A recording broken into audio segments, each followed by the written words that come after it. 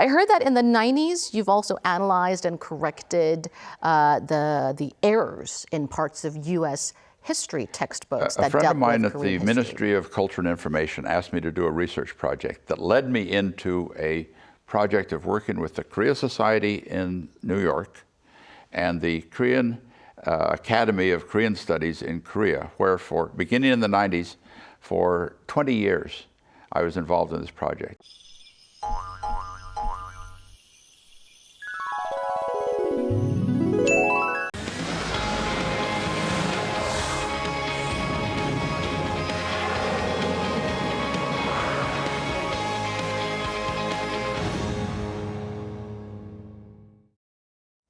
Thanks for joining us. You've tuned into Arirang's Within the Frame. I'm Handan in Seoul. There's a renowned historian from the U.S. who is more Korean than you can ever imagine. When asked how old he is, his answer may puzzle you as he goes by Korea's traditional calendar cycle. His favorite food is galeng, a short name for a blend of popular Korean dishes, galbi and naengmyeon, and he's less forgiving about Japan's wartime atrocities than many Koreans. Can you guess who this remarkable scholar is? Well, without further ado, let's now bring in Mark Peterson, Professor Emeritus of Korean Studies at Brigham Young University, to hear about his extraordinary life stories and his thoughts on Korea's various historical issues. Thank you so much for coming in today. Thank you. It's an honor to be here. Thank you for having me. Well, you're often called the evangelist of Korean history. What do you think about that nickname? Oh, that's fine. That's fine. I guess I am. I like Korea. I like a lot of things about Korea, and as I talk about it, it sounds like I'm being an evangelist sometimes. Yeah, I suppose that's okay. Well, your deep connection to Korean history and culture, I'm sure has touched the hearts of many here in Korea, and it's certainly something that can't be seen in an average historian. I'm sure you've been asked this question 1,000 times, but what first brought you to Korea and what motivated you to study Korean history? Yeah, those are two different things, actually. I first came as a missionary in 1965. And then after that mission service was over, it was a 2.5-year period, I felt like I'd been hit by a truck, you know. What is this thing called Korea that I encountered, and what was it? And I just needed to know more about it. So I decided to major in Asian studies, and specifically Korean studies, to see if I could figure out what this was. Yeah. So, because Korea was so new to you. New, so different. So different. Yeah, I mean, it was just so different from anything I'd experienced before. And I wanted to understand it. I wanted to understand why Koreans were so committed to family, and why they're so committed to education, and why they're so motivated to, in effect, prove themselves. Because when I first came in 1965, Korea was desperately poor, desperately poor. The per capita income was as low as any other country in the world. It was $125 per year per capita income. So, but still, people didn't act like they were poor. And as I thought about it, I think they were acting like they've been through a temporary maelstrom, you know, of the Japanese occupation and the Korean War. And all things are temporary. The real Korea has yet to come out. And that's what I knew would come out from 1965. And the real Korea, you can see around us today, it's marvelous. Yeah. And we'll talk more about that as we move on. From my understanding, you adopted 2 daughters also here in Korea. Can you tell us more about this extraordinary decision and also the remarkable journey you had with them? It is rather remarkable. The 2 girls, we had hoped to have children naturally, and we'd had 2 natural failures, miscarriages. And so we'd hoped that, you know, we'd have a child along the way. Finally, I was 43 when I decided I had to do something if we were going to have children. And to us, it was very important to have children, which is another topic. We talk about the Korean problem of not having children today. Right. But we wanted to have children. We were lucky to adopt the first girl. And then we were even luckier to be able to adopt the second girl, 2 little girls. They're both married. They both married American boys who I just love as my sons-in-law. And they both have 2 children, a son and a daughter, and a son and a daughter. Number 1 is through. Number 2 wants to have 2 or 3 more children. Well, I'm sure they must be adorable. Miscarriages, they're disheartening to say the least, but I'm so glad that the adoption worked out so It worked out very well. We beautifully. love those kids. We could not love them more. We could not love them more, you know, if they were naturally born or whatever. You know, we just love them to pieces, and we're a family. You've taught Korean history at Brigham Young University for 35 years. Yes. Were there any particular areas or aspects or specific periods of Korean history that you placed great emphasis on throughout your courses? Yes. In the courses, you have to teach the broad spectrum. But in my research, I found myself falling into a late 17th century pit. That's where I ended up spending most of my time. And what I discovered was daughters had equal inheritances with sons up until the late 17th century. And then things started to change. And Korea became what we call patrilineal, or male-dominated, from the late 17th century onward. And a lot of people think that Confucianism is the issue, but Confucianism had been in Korea for 1,200 years already. And it's not really Confucianism, it's a Confucian symbiosis with the patrilineal family organization, which meant daughters are disinherited, daughters are no longer hosting ceremonies. Daughters used to host ceremonies, the Korean word is yunhang, in rotation, taking their turn, equal with the sons. And it used to be that daughters would host the marriage as well as the sons host the marriage. It would all depend. Whether the Korean is 시집 가다 or 장가 가다. After this 17th century, Koreans all 시집 가다, which meant the girl went to the boy's house to live. But before that time, it was just as common for the boy to go to the girl's house. In fact, a lot of famous Koreans, Yulgo Senseng, who's on the 5001 note, was born in his mother's house. And so there was a balance of marriage places before the late 17th century. After the late 17th century, daughters are disinherited. They can no longer participate in ceremonies. You had to have a son. If you didn't have one, you'd adopt from within the lineage, within the same bloodline. And what are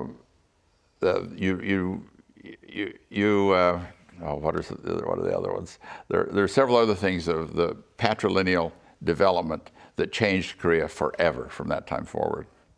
Well, equal inheritance among females and males in the 17th century. Who knew? It looks like you know more about Korean history than many Koreans. I heard that in the 90s, you've also analyzed and corrected the errors in parts of U.S. history textbooks that dealt with Korean history. A friend of mine at the Ministry of Culture and Information asked me to do a research project that led me into a project of working with the Korea Society in New York and the Korean Academy of Korean Studies in Korea, where beginning in the 90s, for 20 years, I was involved in this project. And what it was bringing American scholars who were involved in the textbooks, sometimes university professors, sometimes the editor at the textbook. These people would bring to Korea 10, 15 at a time and have a seminar and take them around and show them different places in Korea. The issue was twofold. One was correcting mistakes, and there were mistakes that would creep in. But more than the mistakes was the volume, the content. Korea geographically is trapped between Japan and China. Academically, they're trapped between Japan and China. And so in the textbook, in world history, we have to do China. We have to do Japan. That's usually how it goes. Korea was left over. Right. Yeah. And so our job was try to get Korea into its place, to get more content about Korea. And I worked on that project for every summer for over 20 years. So have you witnessed some improvement over the years? Yes, we've seen a radical improvement. You know, there were some textbooks. I did a massive survey, 82 American textbooks that touched on Korea. And some of them had no mention of Korea. And some of them had one page on Korea. And the most we found initially was 5, 6 pages. Now we have books that have 17, 20, 25 pages on Korea. So in a world history context, 20 pages doesn't sound like a lot, but compared to 190 countries in the world, it's an improvement. That is a significant change, but what were some of the most common errors found in U.S. history textbooks about Korea? It was always influenced from Japan. If a textbook editor chose a Japanese writer, a Japanese historian, the Korean context was a little bit biased. For example, kaya was always a problem because Japan likes to claim ownership of kaya. They called it mimana, is the Japanese word for kaya. And if you read a textbook that says, well, in ancient Korea there was a state called mimana, the alarms go off. No, that's not right. That's a Japanese interpretation. So most of the mistakes and errors we found in the textbooks were things that crept out of a Japanese context.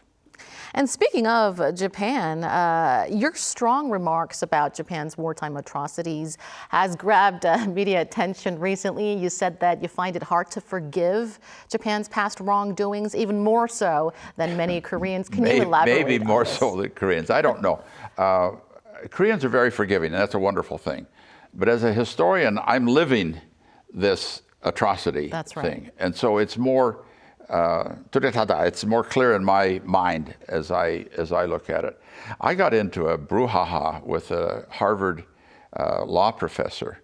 I don't know if you know about this. His name was Mark Ramsayer. Oh, he's famous in Korea, isn't he? Infamous, I say. He wrote an article justifying the use of comfort women during the war. And his article was full of problems. And one of my students called me on the phone. Did you see this? And I hadn't seen it. You got to write a response. He's from Harvard. You're from Harvard. You got to represent Harvard and do this. So I wrote a critique of his essay, and it was really quite severe because the mistake he made, as I see it, was he was saying that the comfort women were all contracted.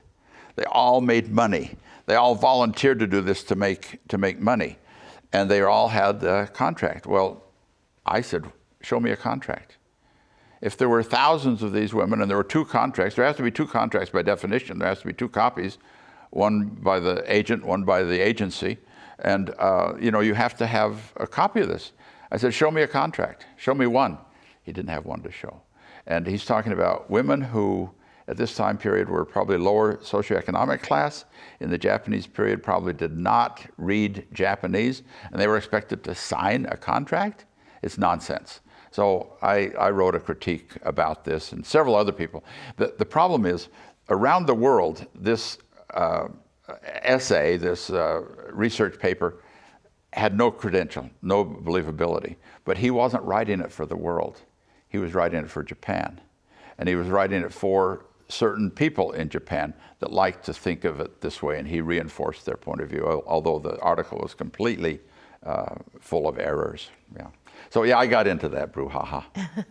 Well, his argument outraged many here in Korea, but in contrast, you're staunchly vocal about Korea's many other historical issues as well, displaying a level of conviction that surpasses many Koreans, and that's truly inspiring and fascinating. You're now a passionate YouTuber of your channel named The Frog Outside the Well. Yes. What does this interesting title imply? Well, Americans and Westerners don't know what it is. They don't understand why it's a frog outside the well. But Koreans and Japanese and Chinese know there's a saying of the frog in the well. And what you say to someone if they're not looking at the big picture, if they've got a narrow view of something, you're like a frog in the well. You're not looking at it. So I'm saying I'm the frog outside the well, meaning I'm looking at a broader perspective of Korea as an outsider. And frankly, I wasn't sure if the title was going to go over well because it's quite arrogant to say I'm the frog outside the well. And I know and you don't know, but people don't take it that way. They take it as an outsider looking at Korea. And the things that I say in my YouTube channel are things that people know already. I don't reveal any new history, but I have a different perspective on it. I say, hey, well, you can look at it this way. And the biggest thing that I look at differently in Korean history is I see Korean history as greatly peaceful. Although the common narrative you hear is about all of the wars and the turmoil. The 20th century in Korea was awful, absolutely awful for the 20th century. But that's not the whole history. And what happens is you tend to look at history from the most immediate thing. So many people tend to look at the horrors and the atrocities of the 20th century as the whole story. And it's absolutely not. Korea has the longest dynasties in the world. They have smooth transitions between dynasties. Korea really has had few invasions, which is counter to what most people will tell you. And Korea has never invaded another country. By cross-cultural comparison, I think I can make these arguments. There are several other things. The Amno River, the Yalu River, is a 1,000-year border. It's the longest border in the history of the world. No other country has a border that's lasted for 1,000 years. And so there are a lot of other things that argue for a peaceful interpretation of Korean history.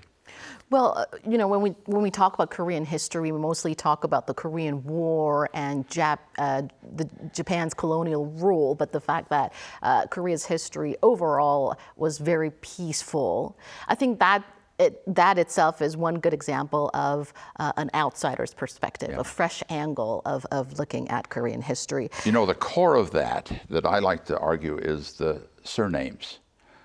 There's so many Kims in Korea, 21%. So many E's, 15%. Right. So many Paks, 8.5%. Why? Why? Koreans don't answer that question for me, so I had to figure it out myself. I've never asked that question myself. You think it's natural. Right. Because you're a frog in the well. And there's so many other Kims, that's just natural, you know.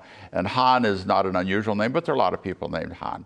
So, you know, Koreans tend to think that this surname situation is natural. It's not natural at all. It is very, very odd compared to other countries in the world. And the reason for it is Kim, E, and Pak are royal names. And in Korea, you didn't kill the royalty. When a dynasty fell, you didn't eliminate the royalty. In other countries, they did. But in Korea, they didn't. And that's the greatest symbol of Korea's peace is the dominance of Kims, E's, and Paks. And my hope is that as years go by, when someone's new to Korea says, oh my, there's so many people named Kim. Why so many people named Kim? You say, that's a symbol of our peaceful history. Oh, wow, this is so eye-opening and enlightening. I never thought of it that way. I never questioned anything about having so many Kims in Korea. And also quite a lot of the contents on your YouTube channel are focused on, are dedicated to discussing Confucianism. What is your key message that you want to send out regarding Confucianism? My key message is that Confucianism in the last 300 years has married with patrilineal society, with male dominance, and it doesn't have to.